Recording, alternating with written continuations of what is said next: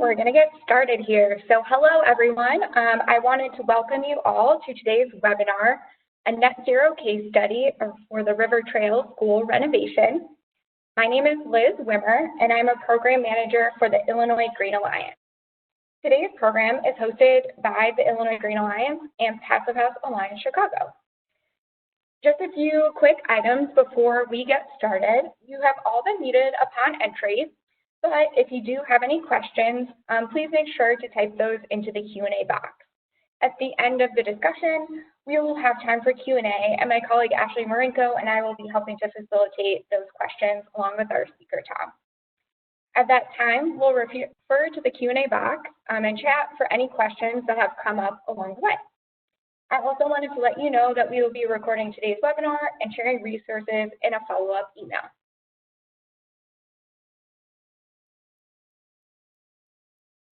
We're glad that you could join us here today to hear from the Certified Passive House Consultant for the River Trail District 26 Kindergarten and Preschool Learning Center, which is a net zero renovation. We have nearly 80 people registered for today's webinar, and we're really excited to have you all here with us today. So we're going to do some brief introductions, and then I'll be handing it over to our speaker, Tom, for the case study and discussion, and then we'll be wrapping up today's webinar with some Q&A. I'm also excited to introduce our speaker, Tom Boeman from Boeman Design, LLC, and he is the Certified Passive House Consultant for the River Trails District 26 Kindergarten and Preschool Learning Center. And today he will be discussing the unique issues and solutions associated with meeting the stringent PHIUS certification requirements for this project. And just a bit of a brief background on today's webinar host.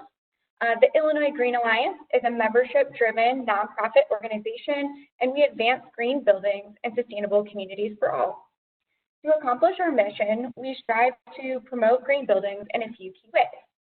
We host educational events such as panels and building tours, and of course now we have, I've been working on a lot of web-based programming for our members and network. We also engage communities and partner with organizations across Illinois, and especially through our volunteer initiatives. And we advocate for new policies and legislation. Our work over the last few years has been really focused on our EPIC Challenge Strategic Plan, which is inspired by Paul Hawkins' Drawdown book, which is a list of 100 strategies to curb global warming.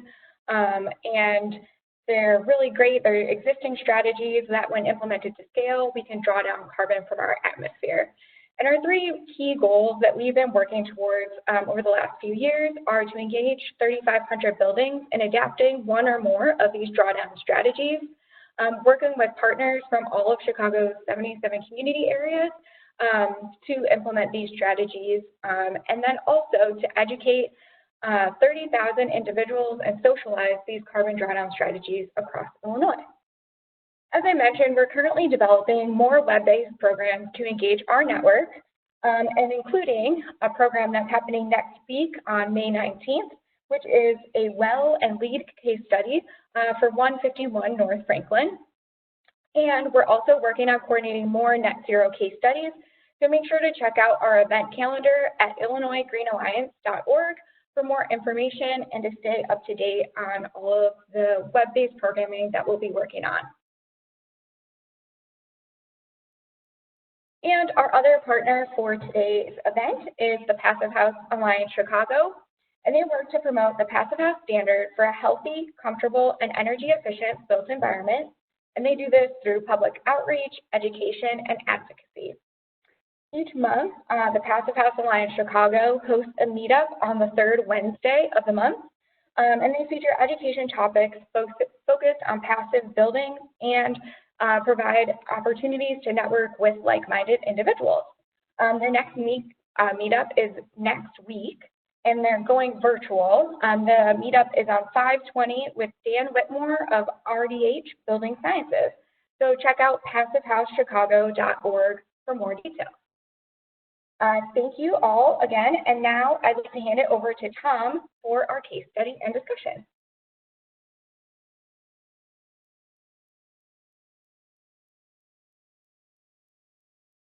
There we go.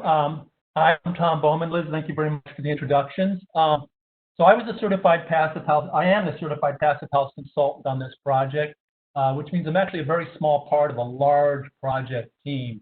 So this project team started, at the top with the River Trail School District 26, and the architecture was led by FGM Architect, IMG, MEP engineers on the project, and construction manager Nicholas and Associates.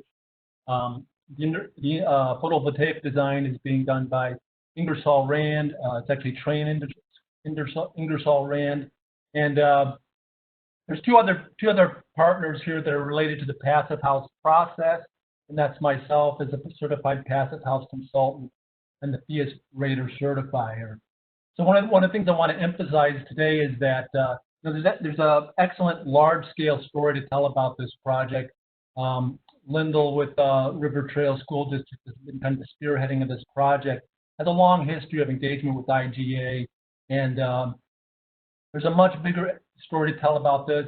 Today, I'm just going to focus very narrowly on a couple of the technical issues that came between getting the project as it was when I joined the team through the Passive House certification process. So this is a repeat of a presentation I did to the Passive House Alliance in February, and that audience tends to really enjoy a deep dive and kind of a geeky presentation. So whether you're looking forward to that or not, unfortunately, that's what we're looking to have today. It's kind of a deep dive into some of the technical issues and associated with this project.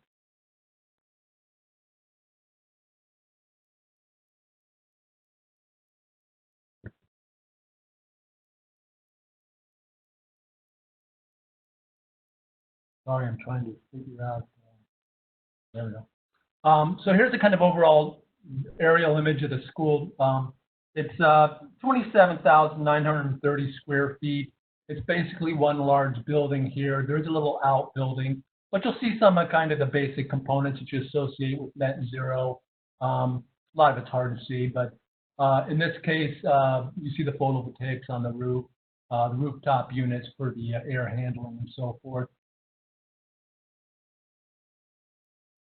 And the project description is it's really the first remodeling of a 1960s era modern single-story elementary school.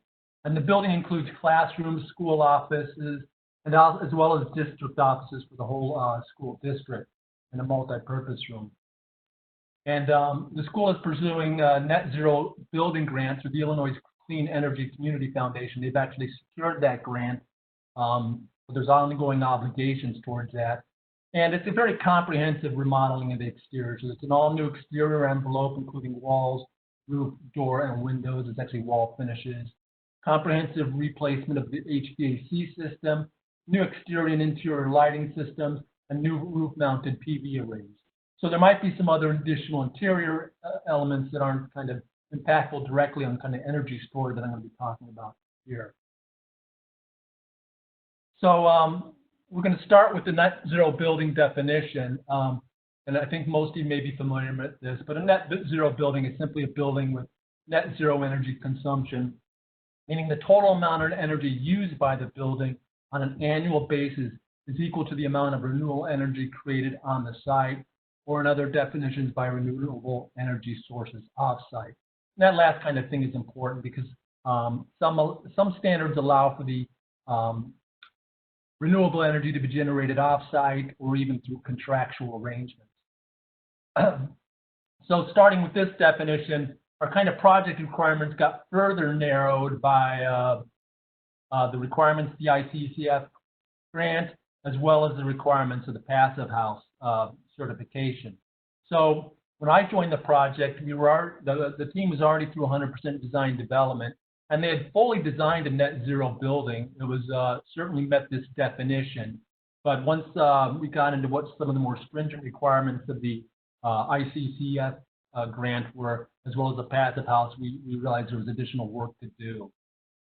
So I won't say too much about the Illinois Clean Energy Foundation, but they're an organization that offers net zero grants for different project types. In this case, it was a net zero energy building program. And the grant requires some additional requirements beyond what we saw in the net zero thing. We just simply balance your energy use with your energy production. This grant requires a dramatic reduction in the energy consumption prior to offsetting with renewables. So, and that has to be substantiated through a couple of options of standards, and one of them was the PHIUS 2018 standard, which is what the client ultimately elected to do, and that's just what I'm going to be talking about today. The grant further requires that all the renewable energy to be generated on site. You'll see all the photovoltaics on the roof of the building. The grant also requires the monitoring of energy use and renewable production for 12 consecutive months to verify the modeling. That's not a passive house requirement. That's a requirement of the grant program. And they also have some general expectations of what kind of projects they'll award grants. They have discretion in who they award grants to, and they're really looking for projects that are very high performers in the sense that their energy use intensity, is what we were requested, is to stay in the high teens to low 20s. So that was quite a struggle, and we're still struggling, and there's still anxiety around that with being at just the beginning of construction now. So the Passive House Institute, since this is a standard that they adopted, it's a pass-fail performance-based passive building standard. And the kind of main three components are limits on heating and cooling loads, limits on the source energy, air tightness, and a few other prescriptive requirements. But it's also a climate-specific standard. So there's not a general kind of catch-all that works across the country. You really base the standard, the requirements are based on the specific location for the nearest kind of data set of climate data. It also responds to occupant density and building size, and which influence some of the targets that we have to meet. And they require that we use a specific energy modeling tool called multi-passive. And there's also a verification phase that the project is built in accordance with the model by the PHIUS rater certifiers regarding construction. So just in terms of, just very quickly, in terms of how this all, the PHIUS and the ICF requirements kind of work into the overall project schedule. If you look at the projects broken down in basically design, construction, and post-construction, the PHIUS Plus requirements, which are actually what I was primarily there to help the team get through, it's all during the design phase, and it really, the biggest substantial component of that is the energy modeling. And then once we get to on-site, then there's another party called the rater certifier, and they are there to make sure that the project is built in accordance with the energy model assumptions. They inspect things like air barriers and so forth, and conduct blower door tests. So they're almost like a commissioning thing, agent group. And then the ICCF grant requirements then requires 12 consecutive months of monitoring. So none of the PHIUS team is directly involved in setting up that monitoring program. That's really done by the rest of the project team. And these also kind of roughly correspond to grant milestones. The grant pays out at some point when we get just past the PHIUS Plus pre-certification. And once we get to the PHIUS Plus final certification, they award another chunk. And it isn't, you don't get your final chunk until you've demonstrated over 12 consecutive months of monitoring that you have, in fact, met the net zero goals of the project. And so this is kind of how the criteria for passive house work. There's a little calculator online, and you give it kind of some basic inputs, the location in Chicago, Illinois, Chicago, O'Hare, the envelope area to interior condition floor area ratio, and the floor area ratio per person. You put those in, and then it outputs a set of space conditioning criteria that are going to be unique really to every project, because all of these inputs are going to be unique to every project. So I couldn't share these as requirement for another project down the block. Every project, the criteria is going to be specific to the project configuration. And in addition to these targets, the annual heating demand, annual cooling demand, peak heating load, and peak cooling load. There's also some other general universal targets related to source energy. And one of the bigger concerns, or bigger challenges for any project team on a passive house related project is meeting their strict air tightness ratio, air tightness requirements, which is 0.060 CFM at 50 Pascal per square foot of envelope area. And that actually is a pretty aggressive target, and it is pass-fail. So it's very important during the execution of the project that that air barrier be properly installed and executed. So this building had a couple of unique challenges to it. It's an older structure, which isn't a problem in itself since we were kind of updating complete skin, but it's a pancake building, so it's got a very relatively high surface area to interior conditioned floor area. So it's much less than the pure optimal form. And normally, if you're doing any kind of sustainable design project, one of the things you do is you work on the building orientation, building massing, to kind of reduce the amount of surface area to floor area. But of course, none of that was really available to this project team. And also the windows were pretty much in fixed locations, so there really wasn't any opportunity to adjust the orientation. And it's a large existing concrete slab, uninsulated right on grade. So those are some of the challenges that showed up in the energy model. And so in the PHIUS world, you kind of, as I mentioned, your first approach is to reduce the heating and cooling requirements, then optimize the systems, and then you start looking at what the renewables are to offset whatever is remaining in terms of the energy load. And so it's really, these are very specific steps in the PHIUS approach. So the first is continuous exterior insulation. The second is a continuous air barrier, the building to be airtight. Third is to manage the solar gains. And the fourth here is heat and energy recovery ventilation for all the ventilation area. So these are all strategies, all components of reducing the heating and cooling requirements. And then you look at optimizing the systems. So the heating and cooling system, you optimize that. And generally, invariably, that means some kind of heat pump arrangement, whether it's air-based or ground-based. And then just high efficiency and on any of the other internal systems. Lighting and domestic hot water are particularly concerns. And then you look at offsetting the site energy use with renewables. So, like I said, I joined the project at the end of 100% DD. And so what I'm going to do is kind of show a couple of things that changed, how we had to change some things between that status of the project. Once we did the energy model, some of the changes we had to make. So these are numbers, R30 roof, R15 walls, R15 slab edge that are, energy code compliant. And they're not bad numbers. In fact, if anybody here had listened to the Stevenson presentation, these are actually pretty comparable to what Stevenson ended up on their final product. But they had different different issues in terms of their building massing and so forth. So when we got to doing our work and getting in the energy model, we had to make a number of changes. And really our easiest opportunity for adding more insulation was, frankly, piling it on the roof. And so we have what's effectively an R79. It starts out as like an R60 at 10 inches minimum. But with the slope of this roof and the tapered insulation, we end up with as much as 20 inches of insulation around the perimeter. And for the walls, the prior design had 2.5 inches of polyiso.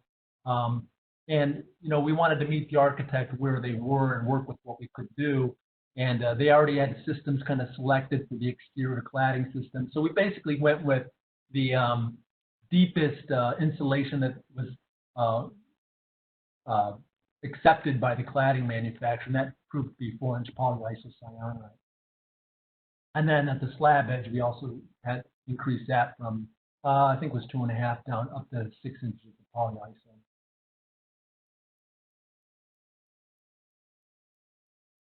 And this is what that looks like in plan section. So you have the existing 8-inch CMU, which is a structural wall. This is some additional framing added to support the sheathing. There's a liquid applied air barrier here, the 4 inches of insulation, and then the fiber cement board siding material.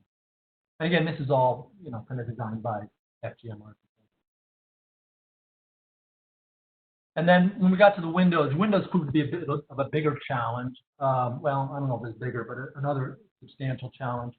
So at 100% DD, they were working very closely with the original aesthetic of the building, which had glass going from the ground all the way up to the top of the parapet, basically.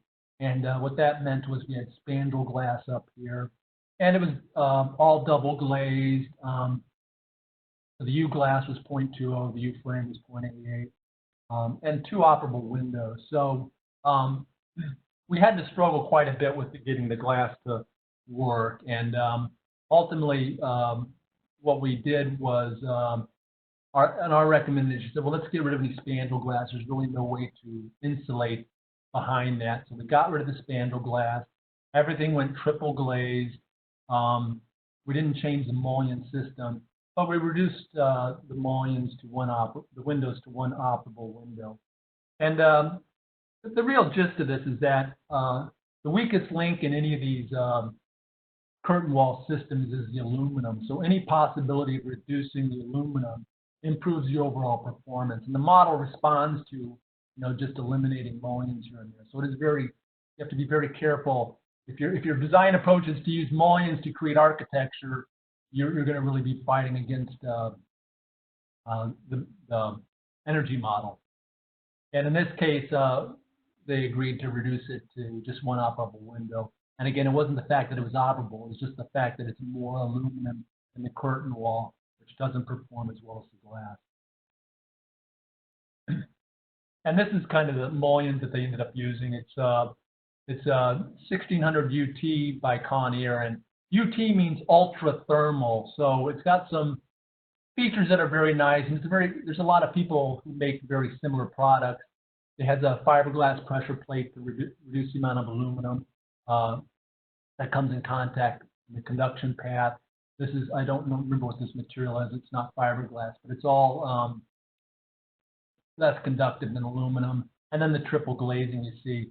But, you know, even these products that are marketed in this market as ultra thermal, Passive House has developed such rigorous standards that you'll see that in their verified window data, which is reflected on the right, that it isn't actually recommended in climate zone 5. So these green check boxes indicate where this product is recommended. So we're in climate zone 5. It doesn't even include it in climate zone 4. So we were able to make it work, but it just means it's a little bit more of a struggle in other components of the project. The next Passive House kind of concern is the continuous air barrier. Now, this kind of system kind of remained in place from how FGM had designed it. It was kind of thoroughly designed and worked very well. So I'm just kind of highlighting those components of their system now. It just included, you know, for Passive House, you really want to do this pink or red line around all the way so that you understand that there's no breaks in this air barrier. And so in this case, the air barrier included the roof membrane, a fluid applied air barrier on the walls, some stainless steel transition flashing, and some silicone window flashing. Just in a couple of details, and again, this might be tedious for some of you, but this is kind of what the Passive House Alliance people love to see. So basically, the roof barrier comes up and over. There's a stainless steel flashing member here, and a liquid applied air barrier on the sheathing. And that's all behind the insulation, behind the system for the exterior cladding. So again, this is all how FGM designed it. Very good system, seems to work so far very well. The proof will be once we're able to conduct blower door tests in the field. Again, some of the other details, just the air barrier applied to the membrane, and then these silicone seals that are clamped into the window. So it's all about making sure points of continuity are well maintained when you transition from one material to another. So from transitioning to the roof to the wall, and from the wall to a window, and from, in this case, a window to an existing foundation wall. So those are all super critical. They're super critical during construction, and that's why there's a really strong theme looking at it the whole time. So once we get into the ventilation with heat energy recovery, this is kind of the last thing that PHIUS looks at as just an energy reduction tool. And the general approach on this project, which was kind of developed by IMEG and not really changed in general approach, although there was a couple tweaks we made to it, was the use of dedicated outdoor system rooftop units. And these provide the energy recovery ventilation, which the Passive House Institute is very sensitive to, but it also provides a couple of other things. It also heats and cools the ventilation air, but only the ventilation air, and dehumidifies the ventilation air. So, so this has to be kind of dissected for putting in the energy model. The energy recovery ventilation information goes into one component of the building model. It gets aggregated. All the energy recovery ventilators get aggregated together. The heating and cooling gets aggregated somewhere else, and the dehumidification gets aggregated somewhere else. So in terms of modeling, there's different things that are important to consider. And one of the things that PHIUS is particularly sensitive to is the energy recovery wheel. In this case, this is this unit is made by Train, but at least it's a basis design. But inside there's energy recovery ventilator, which is usually made by a third party, and Passive House requires party certification of that. So to guarantee that we're getting the right amount of energy recovery. So you don't know what that means. There's air coming from the building going through this wheel on the bottom, air coming from the outside coming through this wheel from the top. And as this wheel turns, it transfers the heat of the outgoing air into the incoming air. So it, in a sense, kind of pre-warns you. You're recovering that energy from the exhaust stream and putting it into the supply stream. And a couple of considerations. So these are complicated units. They perform a lot of functionality. So in addition to the energy recovery ventilator, which have to pay very much attention to the efficiency, there's also usually options on how the heating of the ventilation air can be done within that unit. And you usually have a choice of electric resistance or heat pump. And a lot of the instinct is that because this is just a small portion of the total load in the building, is to use electric resistance.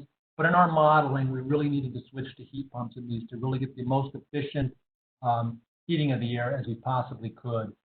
And because the DOA's units include energy recovery, it's very important that all your exhaust air go through these units.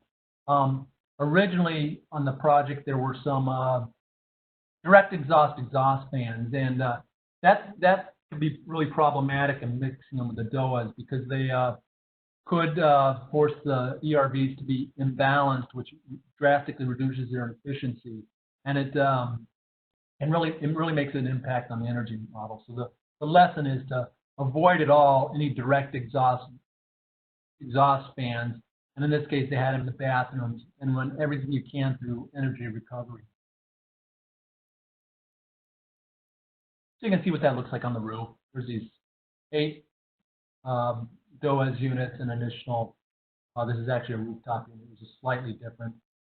And they just have a duct that pops out on the bottom and gets distributed to each of the classrooms. It's nothing, terribly complicated. The next component is minimal heating and cooling system. And in this case, it's a VRF system, which you may have heard that word before, that expression before. And to demystify it a little bit, what that means in terms of the energy model is one thing. It's a heat pump. It's an air source heat pump system. So there's a lot of other advantages. One of the selling points of the system is it can do simultaneously heating and cooling on different spaces in the building. So here you have the outdoor heat pump. There's this branch controller. The branch controller allows for some spaces to be heated, they're shown in the red, and some spaces to be cooled. But there's no really way to capture that in the modeling. The modeling is just concerned with the overall performance coefficient of performance of this heat pump unit. So as far as WUPI Passive, the software that's used to model this in Passive House, this is a heat pump system. And you see there's three components of that on the roof. It's kind of the schematic from the engineer's drawings, from IMED's drawing, indicating the rooftop units, the branch controllers, and then there's all these refrigerant lines that run to each of the classrooms. A typical classroom would have 2 of those units. So here, kind of, if you can imagine, this is up on the roof. This pops down a few refrigerant lines to that branch controller, and then the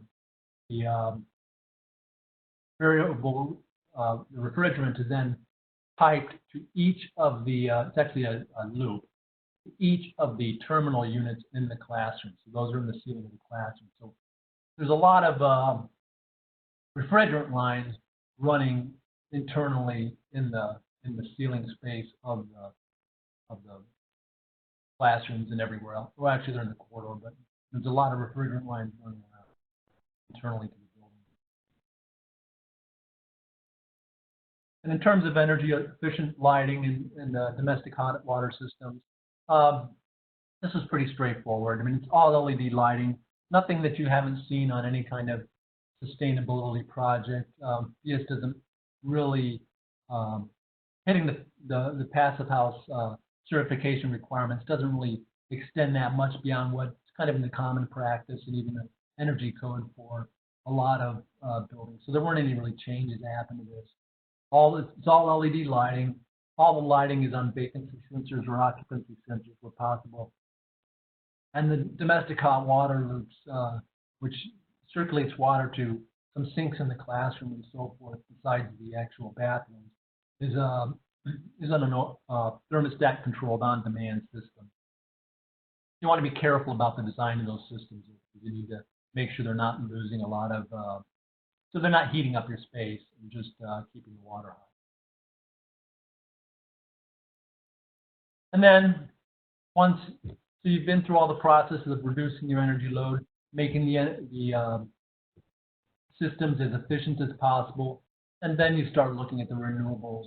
These numbers might not be correct today because I know we've done some work since then. This is a number that was still on the scene in February.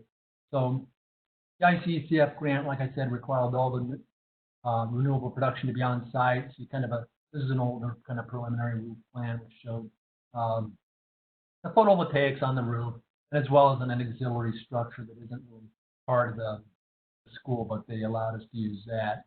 And it was approximately 166 kilowatt array. I think that's moved a little bit based on kind of more recent work. So there's a couple other considerations that are, so most of the considerations we looked at so far have been related just to the fact of the architecture and insulation levels we had to achieve. There's also a lot of operational considerations for a school.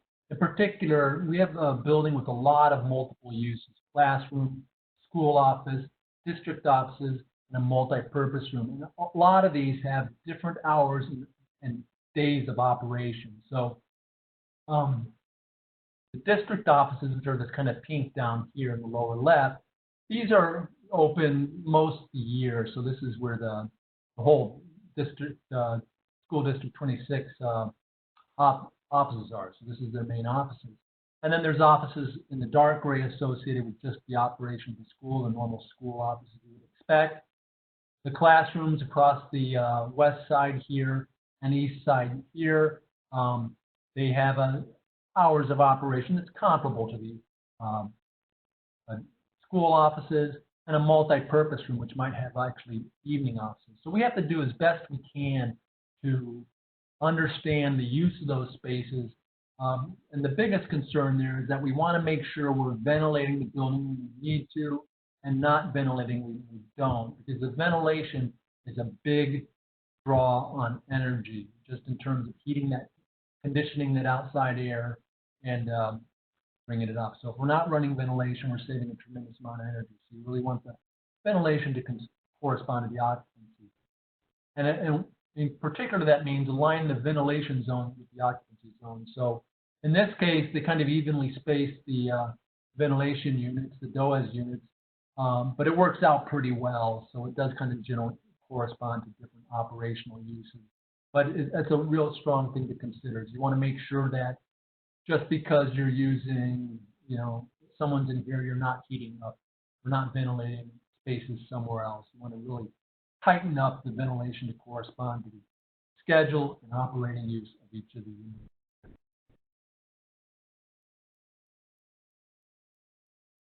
And the other kind of big thing, also kind of obviously related to that, is just getting a good understanding of how the school district intends to operate. And so, this is a diagram back and forth between us, the architect, the engineer, the owner, just to develop what a realistic kind of representation of how many people are going to be in the building, how long, and at what times, so we can understand how the ventilation schedule is going to be operated, so that we can really reduce the amount of, or understand what the energy loads are going to be. There's a lot of opportunities for the energy use of the building to swing based on how frequently certain spaces are used. So we made some assumptions for this school year during the heating season, and then some assumptions during the cooling season about occupancy. So we allowed for some pre-K in the summer, some public use of the spaces in the summer, and then in the heating season, there's also some public use of some of the spaces. So you want to use your building as much as you can, but overusing it, I don't even know if that's a proper word to use, but extensive use can show up in the energy model as a lot of energy consumption. So it's very tricky balance. You want to get the most bang out of this building, which means you want to use it as absolutely much as you possibly can, and that shows up in the energy model as you're using a lot of energy because you got people in the building. That's what buildings are for, but it was a little tricky thing we had to balance, and maybe a kind of flaw in some of the thinking about that's reflected in the modeling, or reflected in also some of the requirements that we had to meet about how you make this building and use as minimal energy as possible while simultaneously not trying to meet that energy demand by just cutting your hours of operation down. So we didn't do that. We think we got a pretty reasonable operating schedule here, and this is what the school district is prepared to do. And just in terms of the model results, this is kind of what it looks like when I work on it in Passive, which is the modeling software. Lots of directory structure here. This is kind of a cartoon version of a building. So it actually does do energy modeling where it tracks the sun every day using weather data specific to this location. These lines here represent some of the weather data pulled specifically for this area. Actually, it's Chicago O'Hare. And so that's applied to this model over a period of time to kind of produce what the expected energy use will be. And again, in this case, the numbers that we have to reach are heating demand, cooling demand, which is just basically your total amount of heating you have to provide over the year. Cooling demand is the total cooling you have to provide over the year. Heating load means what the peak load is, peak heating amount you have to provide at one brief time is. If it's during a polar vortex and you've just got a lot of heating you have to provide at one time. And the cooling load is again the same thing. Heat hot event and you have to cool. So the check marks mean we met all those targets, but in our case we were always struggling to hit the heating demand. Anything related to heating, always up against the wall. Never seemed to have problems with cooling. And my suspicion is that it's because they had that slab on grade, which all year round is a source of cool. So it's cooling us down in the summer, which is nice, but it's also cooling us down in the winter. And then this is shown as though we didn't meet it. The source energy is simply how much energy you're using. We didn't actually plug the photovoltaics into the model because it makes evaluating some of the other numbers more tricky. But there's a site energy. So this gives us a specific site energy, or an EUI, of about 24. And this is showing it a little less than that. We are a little less than that. But 24 is about where we were trying to stay under.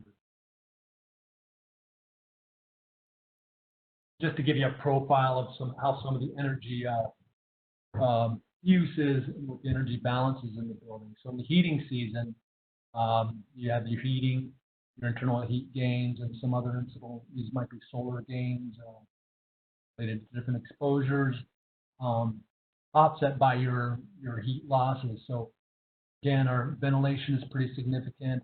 Our windows are the biggest culprit for heat loss. The ground is not great, but it's not as bad as I would have thought.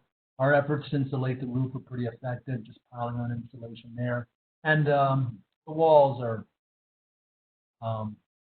not negligible either, but again, you look at it and see that ventilation is by and large the largest source of heating. So that really just means heating all that fresh air that's being brought into the building.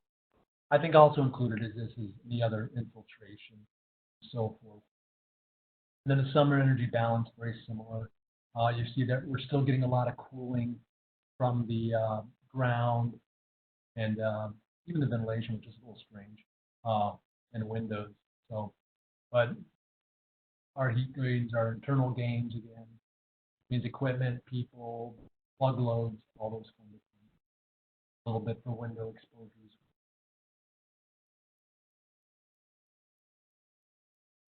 Okay, so that's what I have to say.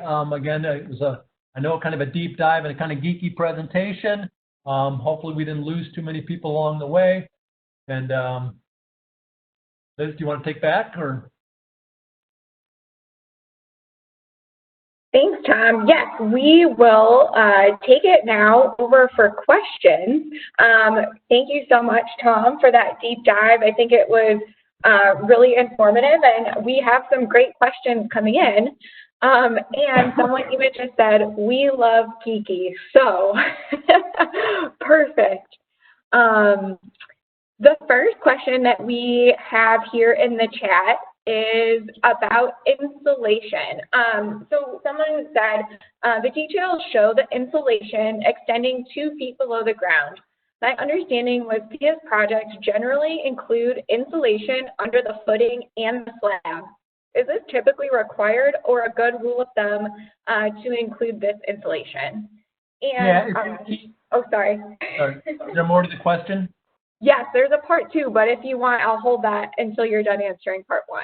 Yeah, generally, certainly if this was a new building, we would have carried it down. And, you know, there's some challenges with getting everybody happy with the idea of putting insulation under a foundation, under a footing, I mean. We would have certainly done it under the slab and run it all the way down and around the footing, whether it went underneath or not.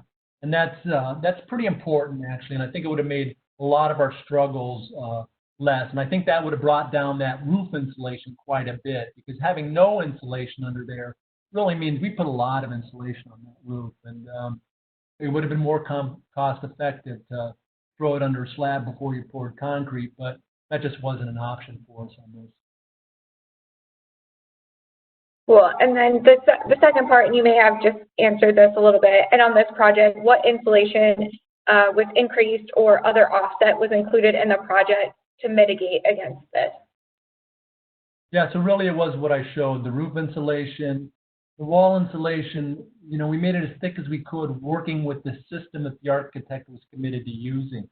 So we kept it to the maximum of 4 inches that they could allow. So really those were the things. And you know, you end up you play a lot with the model and kind of saying, well, let's see, what if we triple glaze this or didn't, and so forth. And so you kind of continue to do what works. And I think one of the opportunities we didn't really have with this is because of when we started on the project, there might have been some cost benefit studies we could have looked at, but we didn't tend to develop a lot of options in the sense of let's price this out, and this out.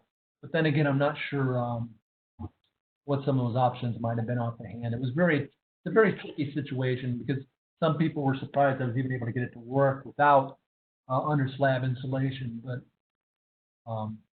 we did. So Awesome. I have another question from the chat. We had a question that was asking about DD. I believe that they maybe were unclear on what that is. Okay, I'm sorry. So 100% DD means the architect has kind of, it's 100% design development was what it means. So the architect process usually means they do a schematic or very conceptual, maybe even a feasibility phase, schematic design, and then design development. But ideally, from an architect's perspective, you want to have your systems well understood, your wall sections well understood at 100% DD. So the fact that I was not brought into the project until that point might have been a little bit of a setback in terms of what they wanted to accomplish. I don't know, but that's what that means. So that would be kind of considered a late point for the CPHC to be involved in a project, but not too late. So we were able to pick up the things between 100% DD and when they actually finish the drawings for bid. So 100% DD, you want to have a whole pretty comprehensive what your project's about, what the products are, what the general details are. We just haven't worked out every little detail. Cool. We also had another question come in the chat about the DD and how the team was at 90 to 100%. They asked, then you looked at the amended and design as best could be done. Is that typical, or was that a late decision for the net zero grant? I'm sorry, read the question again. Not sure I fully understood exactly what you mean. So you mentioned that you joined the team at the 90 to 100% DD. Then you looked and amended the design as best could be done. Is that typical, or was it a late decision for the net zero grant? So that's another part. It will be good to hear from the owner and the architect in another presentation on this. So I'm not sure when along the course of this, the decision was made to pursue the ICCF grant. So, so what I don't know is what kind of some of the backstory is of why it was when it was that I was engaged in the project. Like I said, it was a little late, but it wasn't too late. So, you often hear actually of projects that really engage at the very last minute, like they're even starting to do construction, they decide they're going to try to go for passive house, and that can be disastrous. But this wasn't disastrous, and it's just kind of, a little bit earlier would have been helpful, but it was working, particularly because the architect was good, the engineering team was good, the systems as generally designed were good and responsive and appropriate for a net zero project, and really it was just a matter of upgrading the installation and a few tweaks in the mechanical. All right, thanks, Tom. We've got another question around ventilation, and they're asking, with regards to ventilation, did you replace all the ductwork? And if kept in place, was the duct tested for leakage? And if so, sealed externally? It will be all replaced, so it's all will be sealed and so forth and tested. Yeah. So it's all the mechanical system is new. So internal ductwork is all new. And yeah, that's kind of necessary. In terms of where it's not a unit by unit replacement. It's kind of a whole new system. So the ductwork is all new. Then we have another question that asks, what is the window to wall ratio for the envelope? Oh. Wish I could tell you what that was. I don't know, but it's less than 20%, I think, which is where you kind of want it to be. But I'm sorry, I don't know that number off the top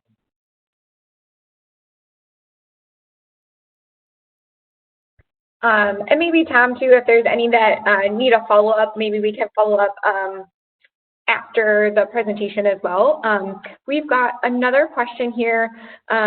This is about geothermal, and was there any consideration about geothermal during the project, and what reason or reasons was this cut out of the project, if so? So I can't answer that. When I joined the project, they'd already kind of outlined this trajectory, and And like I said, I kind of took the approach of meeting them where the project was.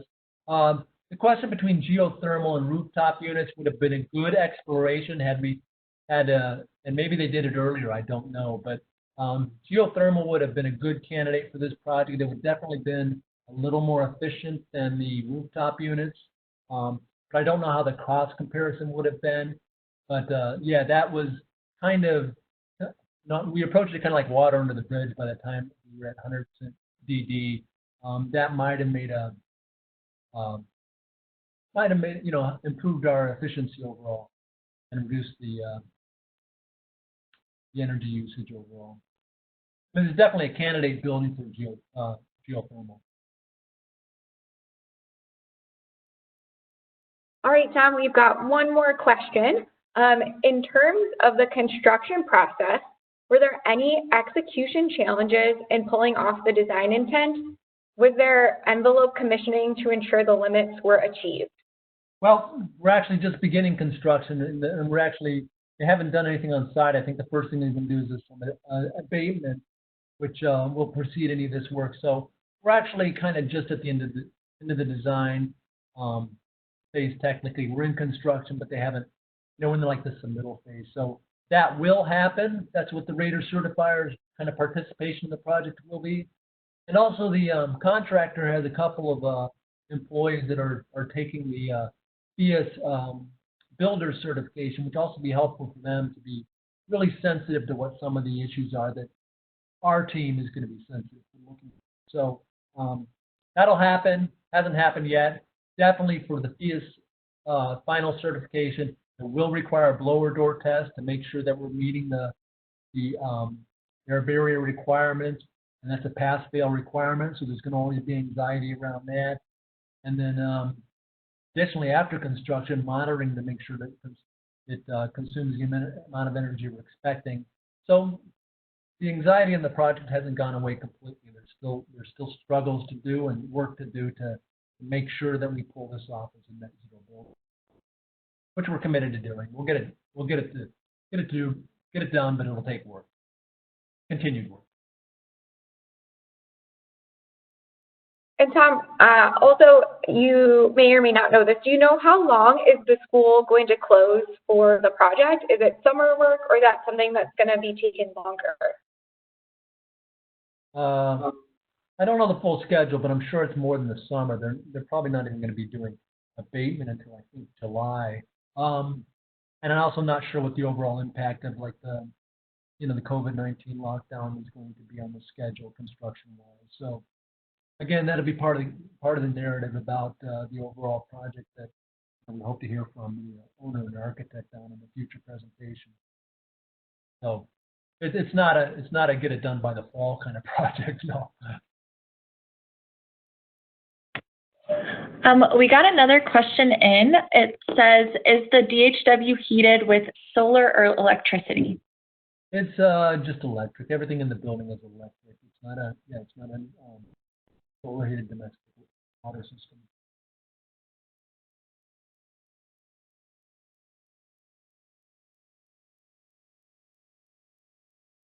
I guess one more question for you, Tom.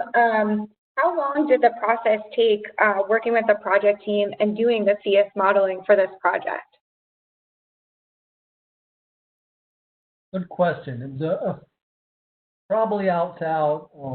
I'm still involved because I'm still looking at submittals and stuff. But in terms of when I was first got started to the PHIUS pre-certification point, which is when I submit the energy model, and the review cycles, because PHIUS actually reviews these energy models, kicks it back, respond, they kick it back. So the model gets really vetted by Passive House Institute. So I think we were probably 3 months, maybe a little less. I might have that not exactly right, but but part of that doing it tight like that is you do have to pay for expedited reviews from Passive House on this. So we did have to pay for those. Normally their process of review can take months on its own. So we had to pay to expedite it so we could think we can get through the review cycles in 6 weeks. So I'd say probably pretty close.